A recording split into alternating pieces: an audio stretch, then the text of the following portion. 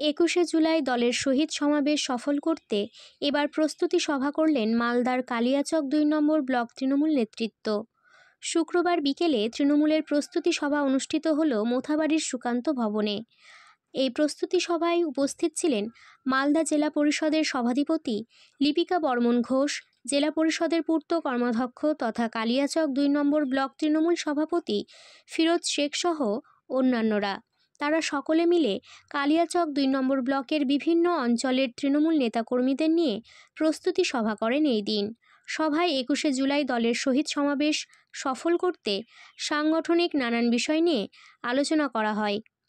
Block থেকে বেশি বেশি সংখ্যায় সাধারণ মানুষকে কলকাতার ধর্মতলার শহীদ সমাবেশে নিয়ে যাওয়ার ব্যাপারে প্রয়োজনীয় রূপরেখা তৈরি করেন বলে জানা গেছে।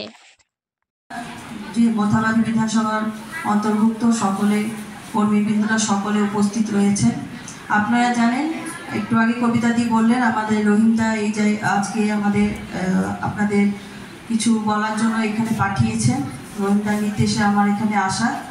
আপনারা জানেন, আগামী 21শে জুলাই যেমন প্রতি বছরের ন্যায় আমরা মালদা জেলা থেকে প্রচুর সংখ্যক লোক যাই, সেভাবে আগামীতেও যেন আমরা 21শে জুলাই যেতে পারি, তারই আজকে যে প্রস্তুতি সভা।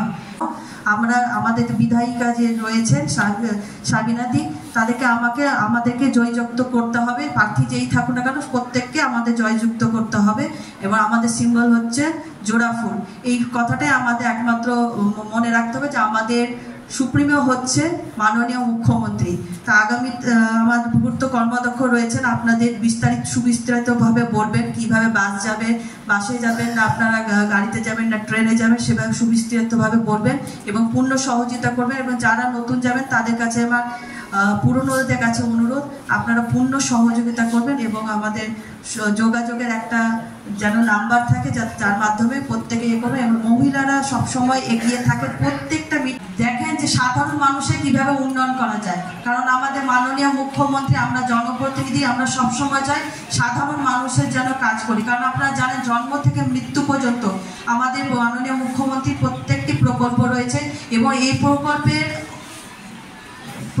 সুবিধা কিন্তু প্রত্যেকটি রাজনৈতিক দল, শুধু আমাদের যে তৃণমূল কংগ্রেসের রাজনৈতিক দলেরাই সুবিধা ভোগ করে তা না, প্রত্যেকটি রাজনৈতিক দল কিন্তু এই সুবিধা প্রকল্পের আওতায় আছে।